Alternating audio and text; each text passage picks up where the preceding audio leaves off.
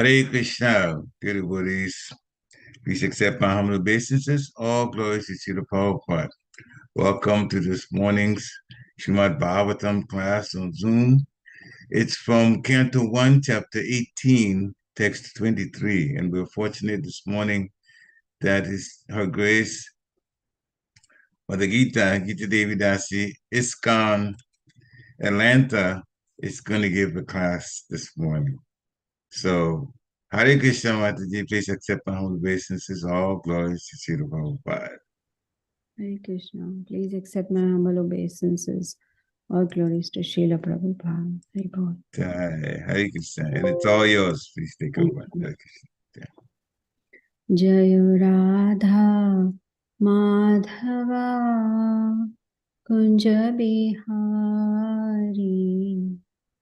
Gopi Jana Vallabha Girivaradhari Yashodanandana Brajajana Ranjana Yamunatira Vanachari Jaya Radha Madhava Kunja Bihari Hare Krishna Krishna Krishna Hare Hare Hare Rama Rama Rama Hare Hare Jaya Prabhupada Jaya Prabhupada Jaya Prabhupada Jaya Prabhupada Jaya Gurudeva Jaya Gurudeva Jaya Gurudeva Jaya Gurudeva Hari Bol Hari Bol Hari Bol Nitai Gaura Hari Bol Jai Om Vishnupad Paramahamsa Parivrajapacharya Stotra Shat Srimad His Divine Grace A.C. Bhaktivedanta Swami Srila Prabhupada Ki Jai Nant Koti Vaishnav Vrinda Ki Jai Namacharya Srila Haridas Thakur Ki Jai Prem Se Kaho Se Krishna Chaitanya Prabhu Nityananda Jadvaita Gadadhar Shivasadi Gaura Bhaktivinoda Ki Jai Shri Shri Radha Krishna Gop Gopinath Sham Kund Radha Kund Giri Govardhan Ki Jai Vrindavan धाम की जय मायापुर धाम की जय जगन्नाथपुरी धाम की जय गंगा माई की जय यमुना माई की जय तुलसी देवी की जय संवेद भक्त वृंद की जय निताय गौ प्रेमानंदे हरि हरि बोल All glories to the assembled devotees, Hare Krishna. All glories to the assembled devotees, Hare Krishna. All glories to the assembled devotees, Hare Krishna. All glories to Sri Guru and Sri Gauranga.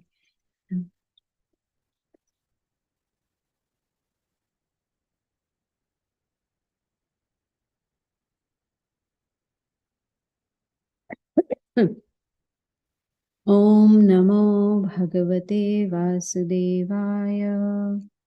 Om Namo Bhagavate Vasudevaya. Om Namo Bhagavate Vasudevaya. Narayanam Namaskritya Naram Chaiva Narottamam Devim Saraswatim Vyasam Tato Jayamudiraye Nashtaprayeshu Abhadreshu Nityam Bhagavata Sevaya Bhagavati Uttama Shloke Bhaktir Bhavati Naishtaki. Reading from Srimad Bhagavatam, Canto 1, Chapter 18, verse number 23. Aham hi prishto aryamano bhavadhi achaksha atma vagamotra yavan nabhapatyantma samam patitrinas tatha samam vishnu gatim vipaschitaha.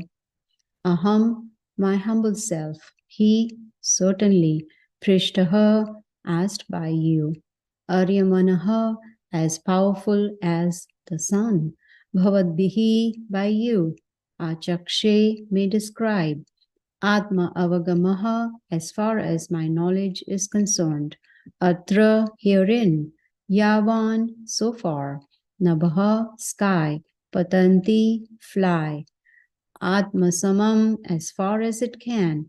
Patatrinaha, the birds. Tatha, thus. Samam, similarly. Vishnu gatim, knowledge of Vishnu. Vipaschitaha, even though learned. Translation and purport by Srila Prabhupada. Srila Prabhupada ki jai. O rishis, who are as powerfully pure as the sun, I shall try to describe to you the transcendental pastimes of Vishnu as far as my knowledge is concerned. As the birds fly in the sky as far as their capacity allows, so do the learned devotees describe the Lord as far as their realization allows. Purport. The supreme absolute truth is unlimited. No living being can know about the unlimited by his limited capacity. The Lord is impersonal, personal, and localized.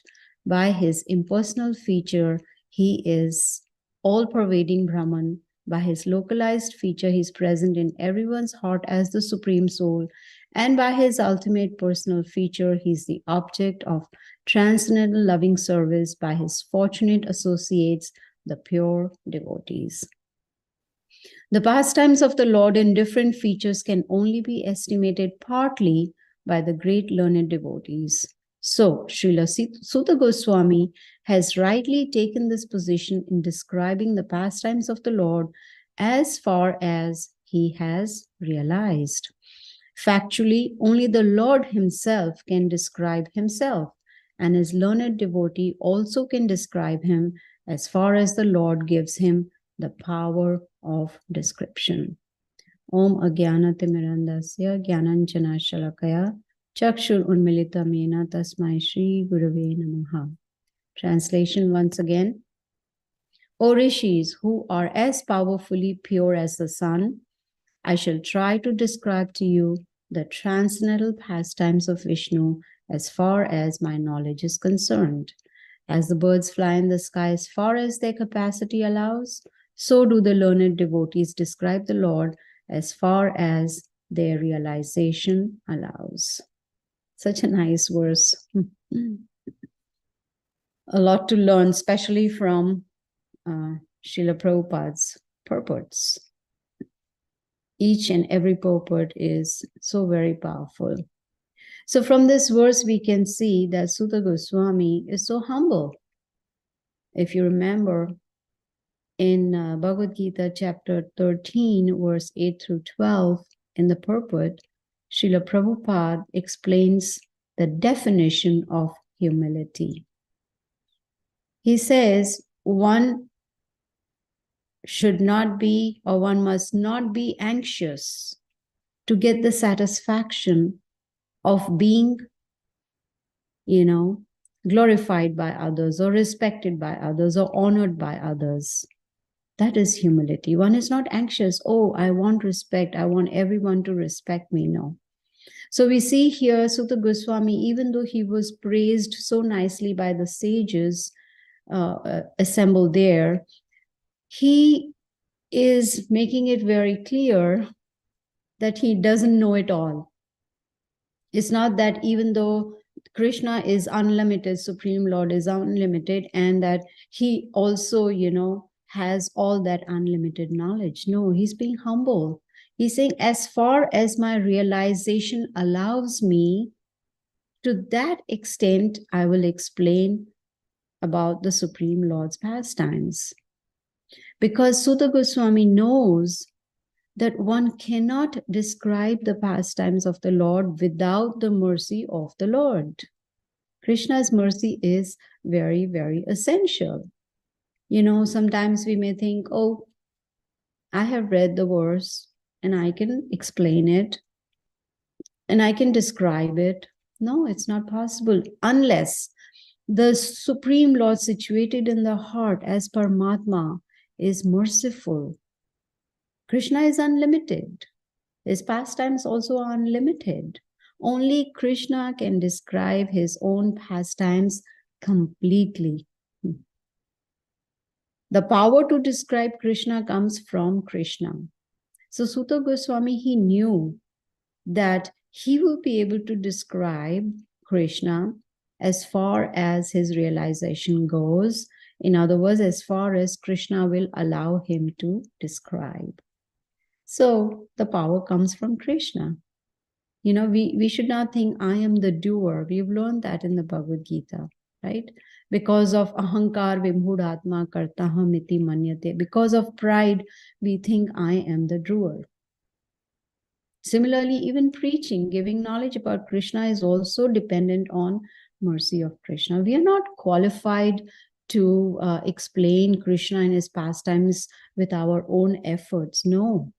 Srila Prabhupada says, purity is the force. Purity is very essential.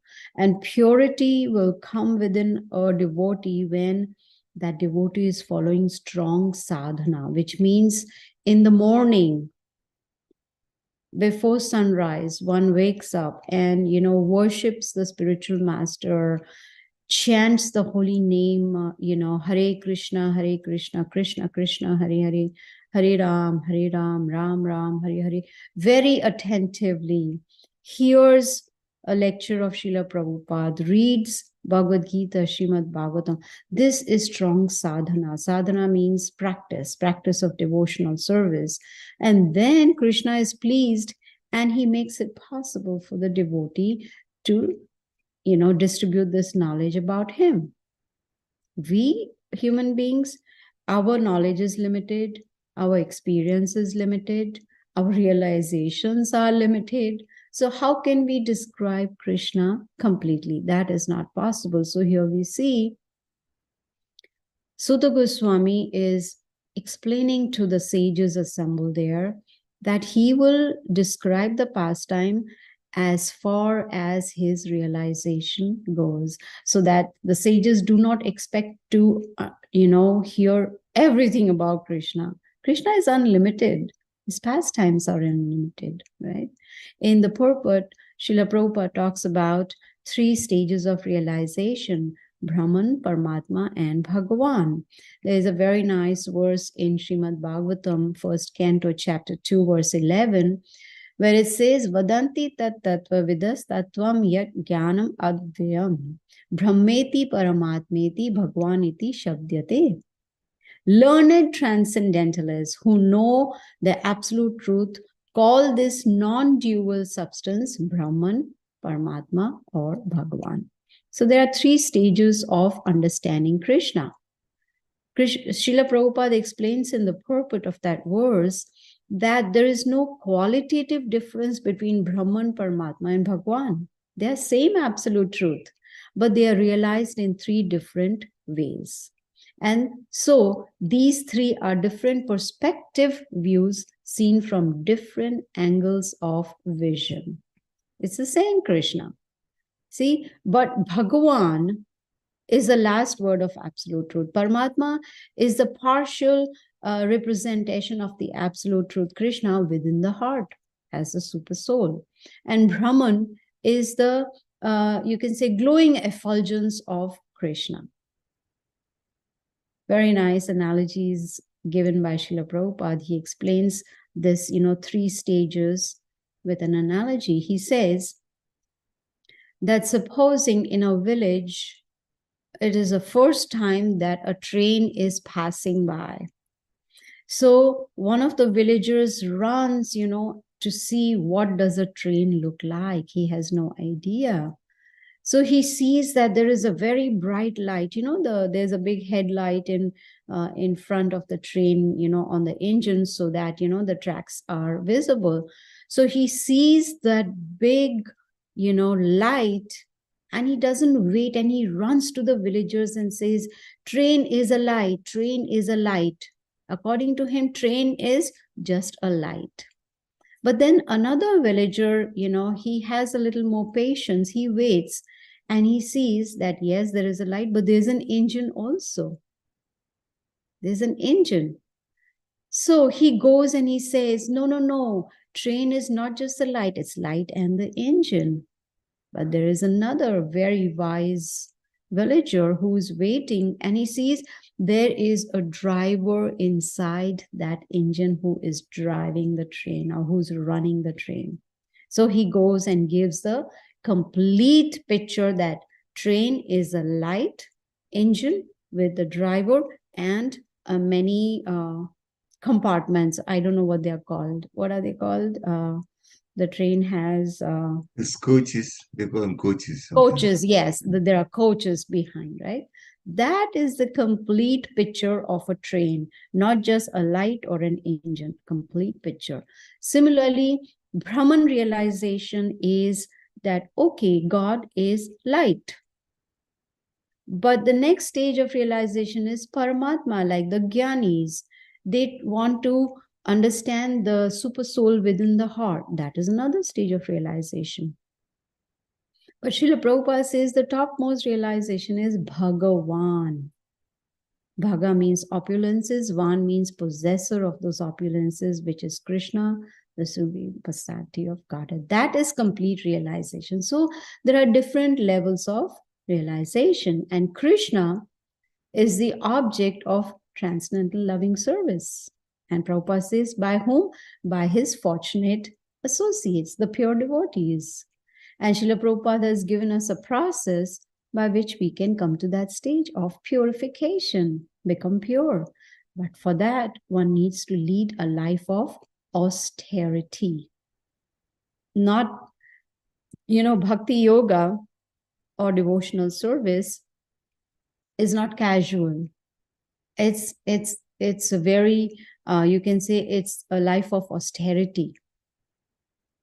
In the Bhagavad Gita, Krishna says, Bahunam Janmanam Ante Jnanavan Mam Prapadya Vasudeva Sarvamiti Sa Mahatma Sudurlabaha. Such a great soul is very rare. One who, after many, many births, has got this opportunity to become Krishna conscious. There's no guarantee that in the next life we'll be a human being. There's no guarantee that even if we get the human life in the next birth, that we will have an exposure to this knowledge of Bhagavad Gita. Even if we do get an opportunity to become Krishna conscious, there's no guarantee we'll take it up seriously. So the time is now, the right time is now to be serious in Bhakti Yoga before it is too late and we have lost the opportunity. So it's important, just like right now, we are associating with each other, right? We are hearing Krishna Katha, we are hearing about Krishna together, and we are also, of course, I'm speaking about it as it is from the Srimad Bhagavatam, the purport of Srila Prabhupada. So we should value this association of devotees, learn from each other, hear from each other, associate with each other, inquire, and then put it into practice. Just hearing is good, but it's not good enough. We need to put it into practice. Excuse me. Now, Srila Prabhupada has mentioned in one of his lectures that Krishna consciousness is not rocket science. It's not that difficult to understand.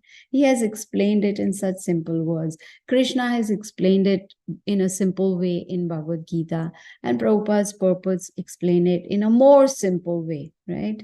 What is the best or not the best or the essence of Bhagavad Gita? It's in 18th chapter, verse 66. Sarva dharman parityagya mam ekam sharanam aham tuam sarva papebhyo moksha ishyami masuchaha. Krishna is saying, do not fear. Just abandon all varieties of religion and just surrender unto me. I will free you from all sinful reactions. He's saying, do not fear. He's giving us a guarantee. But for us to clear our slate of sinful reactions, he's demanding that we surrender to him completely.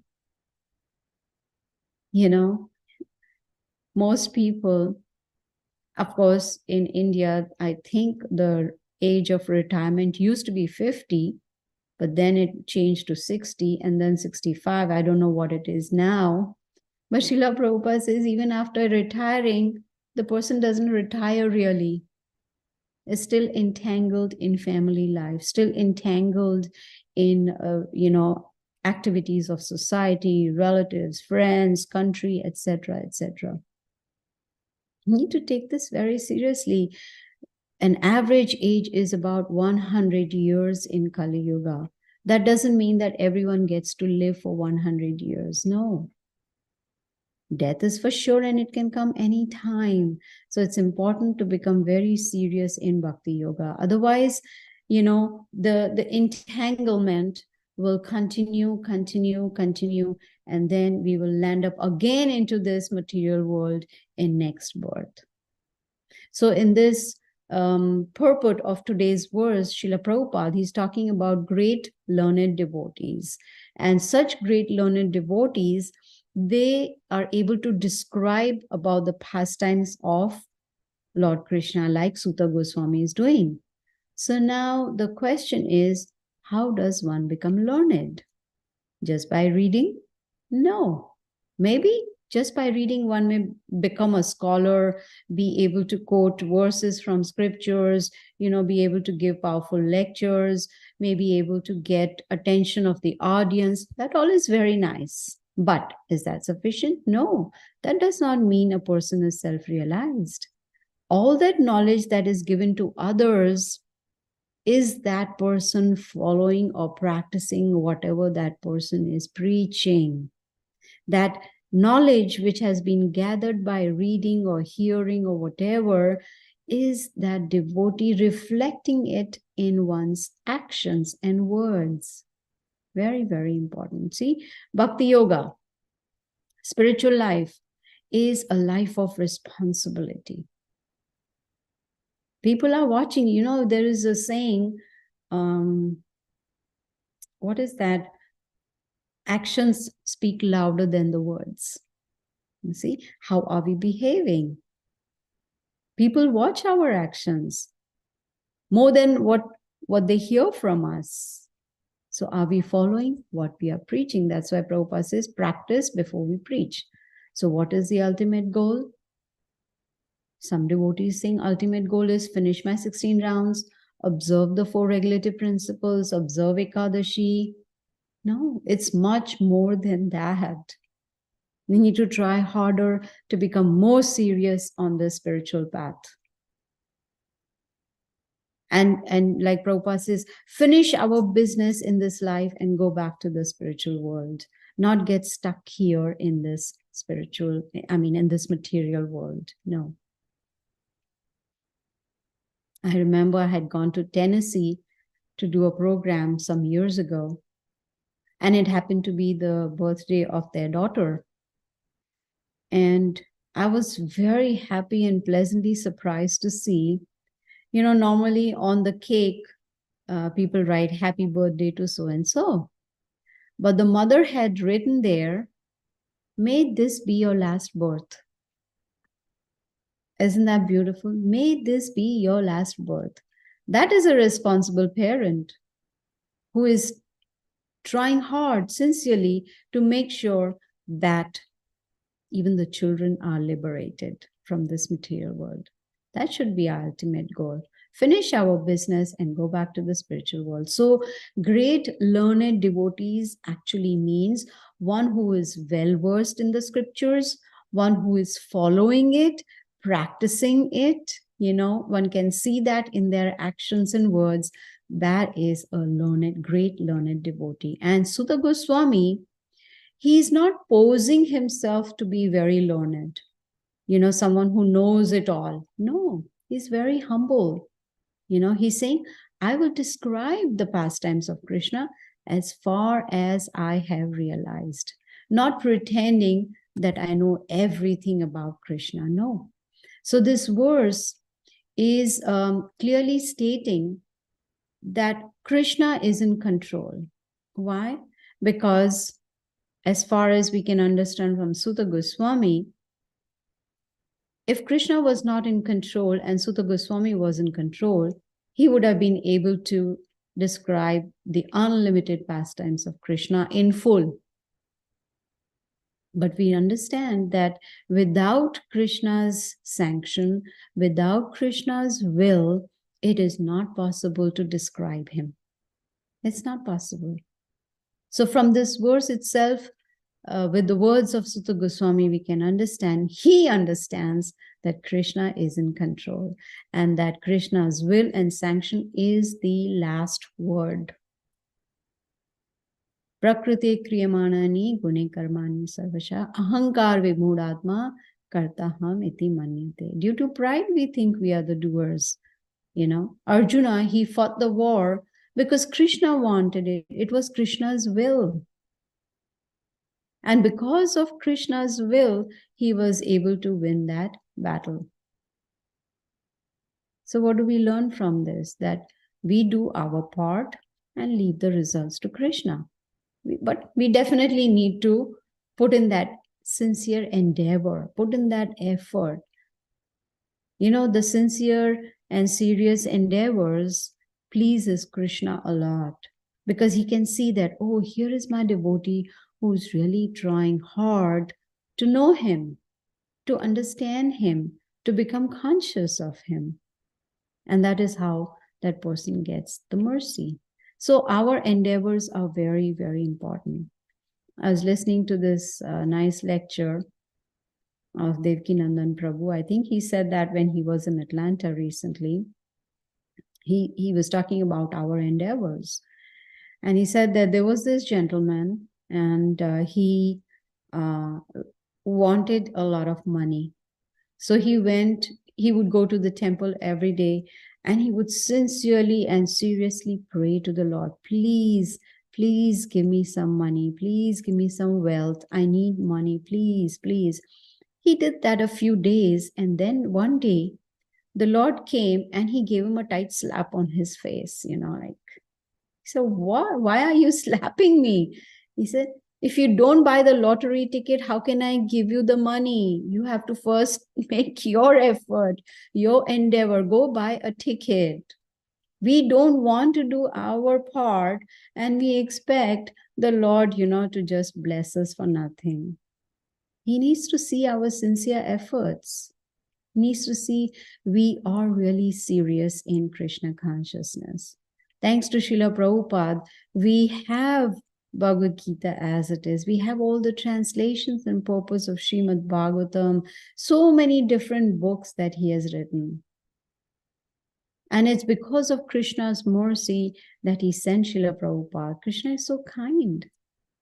You know, he not only gives us knowledge about him, he himself comes like he came 500 years ago. He came 5,000 years ago to show us the way. And besides giving us the knowledge and the Guru Parampara, he also gives us signals. How many of us get signals? All of us get signals. What kind of signals? Signals about approaching our death. Wrinkles on the face, loose teeth, gray hair, you know, needing hearing aid, needing a stick to walk, poor vision. So many different signals he's giving us so that we become alert. Understand these signals that death is nearing. Of course, death can come even to young, you know, people, maybe in their teens or sometimes even children. So time is running out. We are getting older day by day. We are getting older year by year. So the more we understand the urgency of, you know, being Krishna conscious, urgency of being very serious in bhakti, otherwise it might be too late. We have this example of Dhritarashtra in Mahabharata. Now Dhritarashtra was a blind king. He was, of course, materially blind and he was spiritually blind also, both ways. That's a disastrous situation indeed. He lost all his 100 sons in the Mahabharat war, and he was already so old. All his plans of ruling the kingdom, being the king, everything failed. Still, after losing all his children, still he was comfortably sitting in the kingdom of Yudhishthira Maharaj.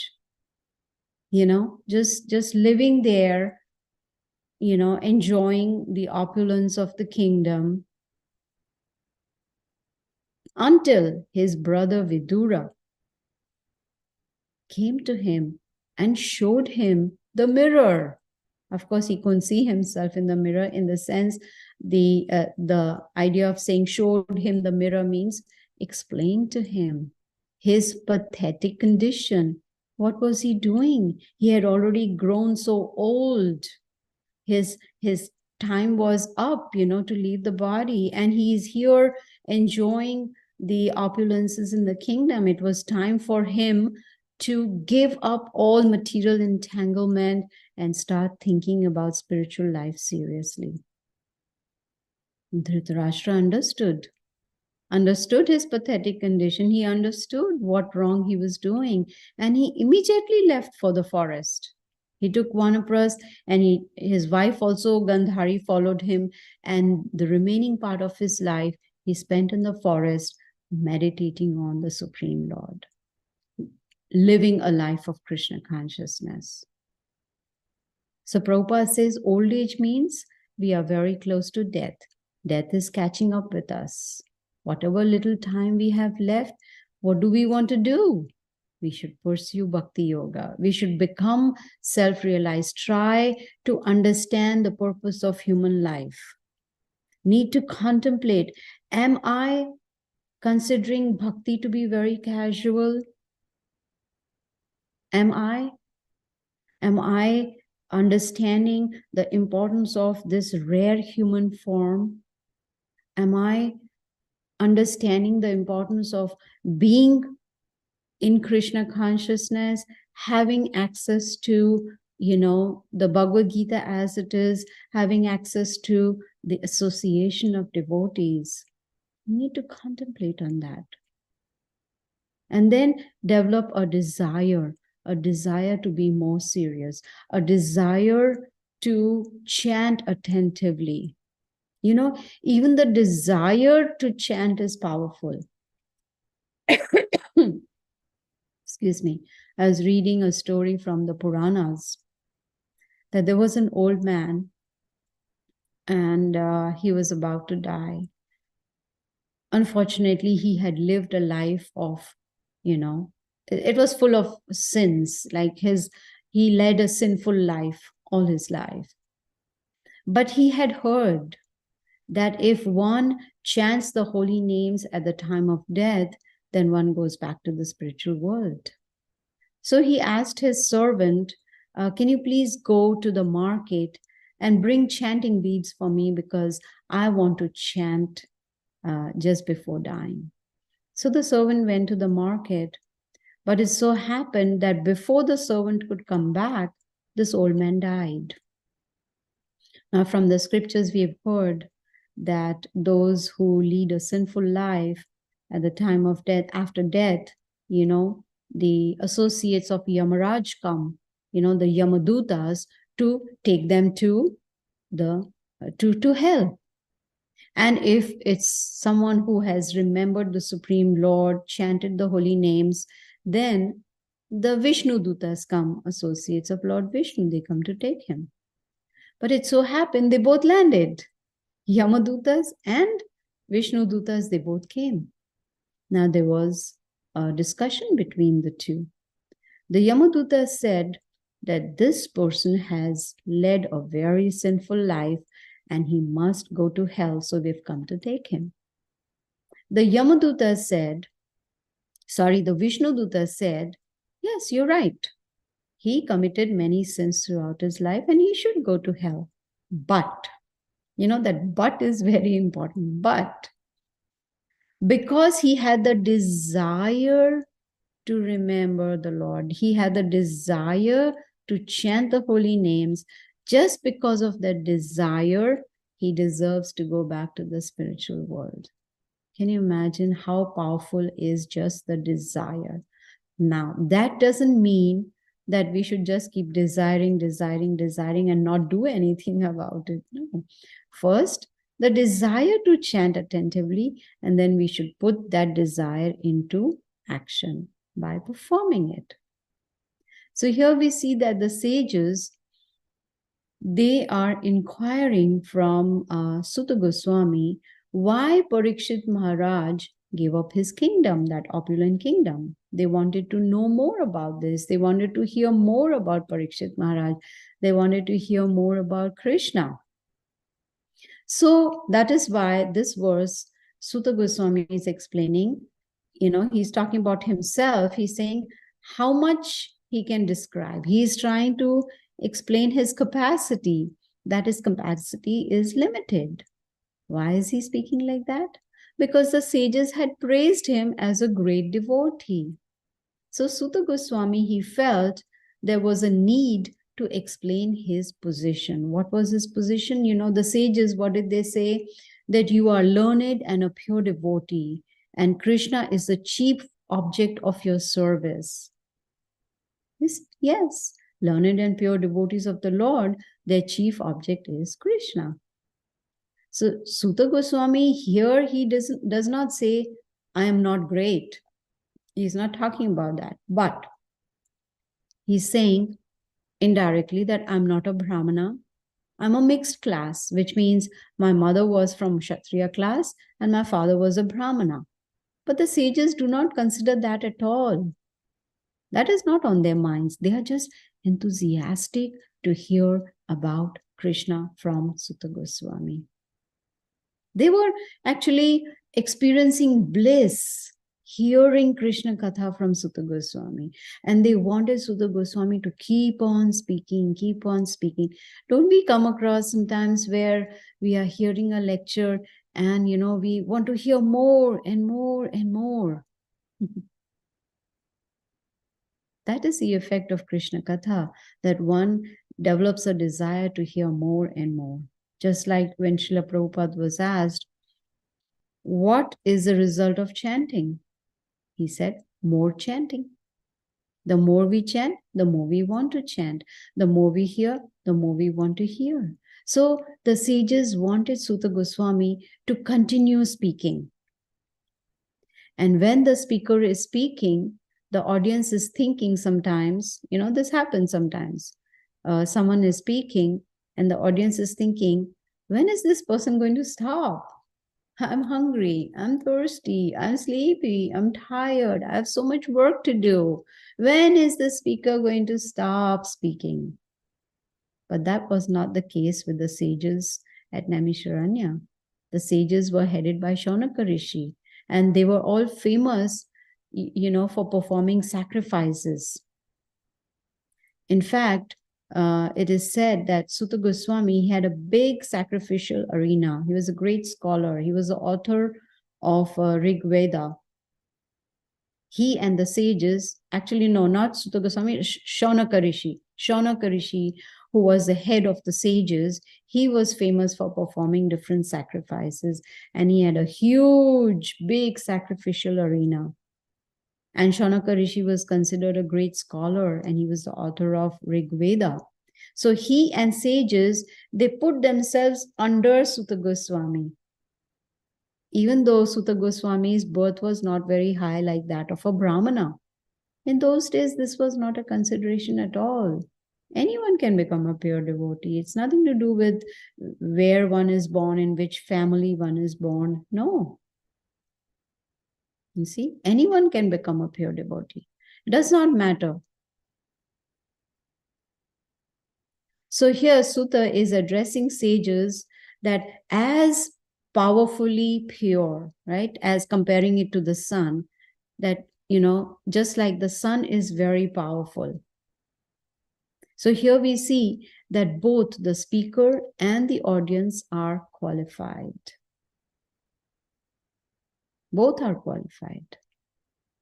And then it becomes a perfect, association, a perfect gathering where one can hear Krishna Katha. So the verse once again, O rishis who are as powerfully pure as the sun, I shall try to describe to you the transcendental pastimes of Vishnu as far as my knowledge is concerned. As the birds fly in the sky as far as their capacity allows, so do the learned devotees describe the Lord as far as their realization allows. So I'll stop here. Thank you so much. Hare Krishna. Hare Krishna. Thank you very much for a wonderful lecture. And towards the end, when you made a comment, I just couldn't help laughing. He said, I'm still trying to control myself to even talk about it because I've heard this before. Another person when I was getting angry. But sometimes the speaker speaking and people started thinking, when is he going to stop speaking? I I'm know. hungry. When No. is he going to I have this to do? I have that to do. I'm hungry. Jesus, Yeah. Prashadam's already been served. When we're going to get to go have Prashadam? This person goes Yeah. on and on and on and on. It's become Yes. too much. Or sometimes we say, oh, what? Yeah, this particular matter, yes, Prabhu, he has so many questions. The lecture is already over. Why is there so many questions? And Mhm. also, they are afraid that I hope no one will ask a question because, again, the question answer session will go on for such a long time. Yeah, Then, extend it. yes, yes. It's all signs of our need to grow a little more because Mhm, mhm. it's not, it means that the Krishna Katha has not gained this kind of sweetness in us that we want. That should be there, and that should be there. And Mhm. that's that brings about those kind of complaints. I just started laughing so hard I cut off the video. Hare Krishna. All right, you been devotees. No, I apologize for taking it off like that. But when if you have questions, please unmute yourself and ask the questions or share your realizations and so on. Hare Krishna. Jai. Hare Krishna Mataji, Dandavat Pranams. Please accept my humble Krishna, please obeisances. accept my humble obeisances, August Prabhupada. All glories to Srila Prabhupada. Like you said, you want to hear more and more and more, but you stopped it. It's a nice lecture, Mataji. I don't want anyone to fall asleep. It's a nice lecture. As you said, we can never understand all the glories of Krishna. Yes. We can hear, but every time we hear, we feel like it's something new because every speaker has a different realization of the same words, of the same principle, but they will explain in a different way. And it makes so interesting. Like Damodar Katha, we hear so many times, but still we are not like, oh, okay, we don't want to hear anymore. We never feel like that. So that is, I guess, glory of Krishna. So it's Actually, that was a benediction Krishna had got, that his words will always be fresh. Like it'll never feel like, oh, it's old story kind of. It'll always remain fresh. Yes, he had received that benediction. Right. Thank you, Mataji. It's a nice lecture. Thank you again. Hare Krishna. Hare Krishna. Hare Krishna. Yeah. Well, this is a very, very, very nice point that you made. That yes, the lectures, the texts are the same, but the person who speaks it, when they add a realization to it, then that's what really sweetens it. It really sweetens the lecture. So and then pulling from other texts and building a picture around the whole text, the main text, makes it very, very, very sweet to hear. And then But you also learn a lot. that is also possible because of Krishna's mercy. He's there in the Yes. heart, guiding. Yes. We are Very, not very, very important. the Yeah. Yeah, true. Now, Saba Sacham Richani Vishtu Mataspiti Gyanam Apona. That's true. So, devotees, more questions or more comments, more takeaways, please unmute yourself and speak and join in. And let's have something to really, really, really learn from, or even just laugh about, depending on what you're thinking. Hare Krishna. Hare Krishna, Mother Gita, please accept my humble obeisances of Prabhupada. Okay. I'm having laptop issues, so I have to use my cell phone. I'm sorry. I'm just big. It's sometimes Krishna reminds us, how material things are so temporary, and it frustrates you like anything. But anyway, Mother, as I was reading the last verse in the last line in the verse where Mm, Srila Prabhupada says that and his learned devotee also can describe him as far as the Lord gives him the power of description. So Mm. my question, Mother, is what does it take for an individual, like a practicing devotee like myself, to really come? What should we do personally for our devotional life where the Lord can reveal or give us the power? I'm trying to choose the word, what he said, the power of description. Like, how can we get to that level? Will we ever get to that level? Or what do we have to do individually, within ourselves to get to that stage where the Lord will give us the power of description? Yes, Krishna describes that in Bhagavad Gita chapter 10. Tesham satata yuktanam bhajatam priti purvakam dadami buddhi yogam. Buddhi. He will give the intelligence to know him, to understand him, provided one worships him with love and devotion. Mm. And to be able to do that, what comes to my mind is that if we are somehow able to please our spiritual master, Mm. then Krishna is automatically pleased and he gives the intelligence. Now, how do we please him? We please the spiritual master by following all his instructions, all his instructions. So, and not take his instructions very lightly. And I'll give you my personal experience. From a long time ago, I realized that these instructions are our life and soul in our spiritual lives. They're life and soul. So why not write them down? Because, we have poor memory, we forget. And if we do not follow the instructions, then that's an offense. So to avoid that, better to write it down. So I would write it down, every time I would get an email or a phone call or personal association, whatever instructions, just write them down. And then, excuse me, start working on them and put a check mark when it's all done. Okay, I followed this instruction and this one and this one. I still have these instructions left. So last year, when I went to India, I got the opportunity to meet my spiritual master, and fortunately, I could spend a lot of time. And I had, of course, written down all the questions I had. And after that, I told him, I said, I'm begging you to forgive me because there are 3 instructions I have not been able to follow so far. He did not say, oh, it's okay, don't worry. No, he said, tell me which are those instructions. He wanted to know what are those. So I told him this and this and this. He said, it's okay, you tried, but you were not successful. At least you tried, so it's okay. You understand?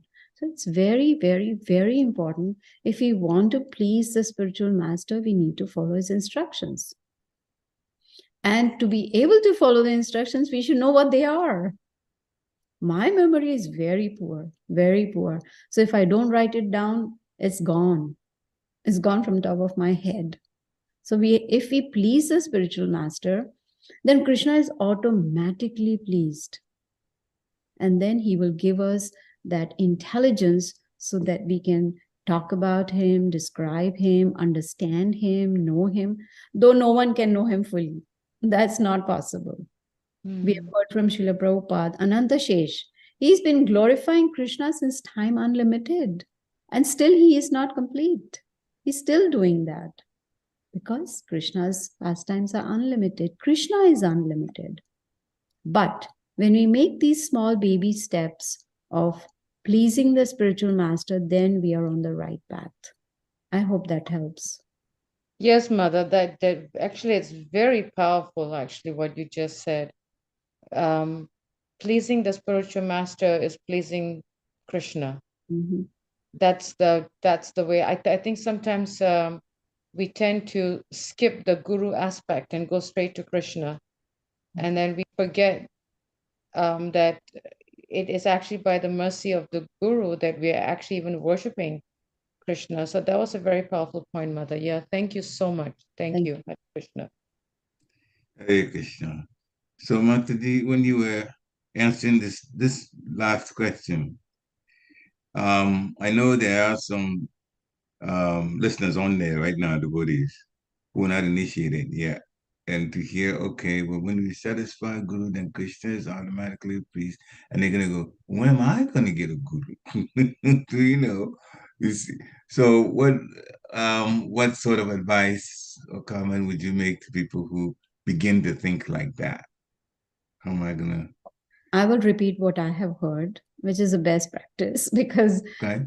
speculation. So what I have heard that Krishna gives us Guru and only Guru can give us Krishna, if we can remember this formula. Now, the question is, how? How do we know, right? That, okay, this is my Guru. How do we come in contact? That is the arrangement of Krishna. So, for instance, let's say you were not initiated, Prabhu, okay? And or let's put it the other way, you are initiated and I'm not initiated. And somehow or the other, with Krishna's arrangement, I come to Harrisburg Temple. And there I start associating with you and Anasuya. So when I start associating with you and learning from you and, cultivating Krishna consciousness, that is a hint to me that Krishna has brought me to a certain set of devotees to associate with their guru. Now, of course, your guru is not present personally on this planet, but if he was, then for that devotee, like for me, that would be my guru. But of course, I would still, meet with your spiritual master, try to build a relationship, and then go from there. Does that make sense? Yeah. So this is how Krishna makes the arrangement. It's not by chance that, some people go here, some go there. No, it's not by chance. But first, the desire within us has to be there. Not just desire, sincere desire that I do need a guru, a bona fide guru. When that desire is there, which is very, very strong, then Krishna makes the arrangement for us to come in contact with certain devotees who can guide us to a bona fide spiritual master. But we have to take that first step. Yeah. Thank you very much for Maybe you explaining can add to it. No, I think that's very nice. Krishna makes the arrangement. By the mercy of Krishna, we get Guru, and then we take Guru's instruction. And Krishna, we learn about Krishna from Guru. So that's so true. Yeah, Yashat Pashan Bhagavat Pashan, Sri Prabhupada explained it like that also. By the mercy of Krishna, we get Guru. So yeah, no more to add. Thank you very much for explaining it nicely. Hare Krishna. Thank you, Hare Krishna. Are they on the devotees? One more. Yep. Please unmute yourself. One more questions answered. Mataji, Dandat Pranam, all devotees. Just Please, a wonderful lecture, Mataji. I was late. Wonderful points. The one of the point my takeaway was, you mentioned the early devotee take it serious, the better it is, because this life is gonna go as like matter of quickly. So it's very important to take us serious and practice the devotional path. Thank you, Mataji. That was the point I was able to take. Hare Krishna. I remember yesterday when I was giving the Sunday feast lecture in the temple, I asked everyone, so how many of you took a vow in Kartik month? Some hands went up. And I asked, how many of plan to take a vow in the next Kartik, next year? So many hands went up. I said, wow, you all are antaryamis, that you know that you will be there next Kartik, you're so sure that you will be alive next year for Kartik. There's no guarantee. But we feel like Yudhishthira Maharaj says, eighth wonder of the world, I'm not going to die, you know. So definitely I'll be there for next year, Kartik. Optimistic. If Krishna gives the mercy. Yes, there's no guarantee. Hare Krishna. Yeah, yeah, important point. Very important point. Mhm. That's why, but that reminds me when Srila Prabhupada made a comment, of course, in its purpose, this is a lecture that I heard he was talking about Maharaj Pariksit, that he was cursed to die in 7 days. And Srila Prabhupada said, but he has 7 days. He knows he has 7 days. We don't even know whether we have 7 minutes. Mhm. So, yes, it's very important. And therefore, we should always be prepared every day, spiritually, the spiritual things we have to make priority. Material things are necessary since we have these bodies, but the spiritual things are important and they become priority. They should be priority. So we don't regret by the time death comes that there's something that we should have done and didn't do, and so on. Hare Krishna. Okay. Any other comments or questions or takeaways from this? Hare Krishna. If not, then thank you very much, Mataji, for a very nice lecture today. And so we don't know when we're going to leave the body, but we still hope that next time, according to the schedule, that he'll be here to, by the mercy of Guru and Krishna, bless us with more realizations and more descriptions of the lectures. Krishna Katha is always wonderful. Jai. Vanja Kalpatarubhasya Kripa Sindhivya Evacha Patitanam Pavanebhyo Vaishnavibhyo Namo Namaha. Prabhupada ki jai. So, Hare Krishna. Hare Krishna. Hare Hare Krishna. Krishna, Hare Krishna, Hare Krishna. Hare Krishna, glory to Srila Prabhupada, Hare Krishna, Hare Krishna. Hare Krishna.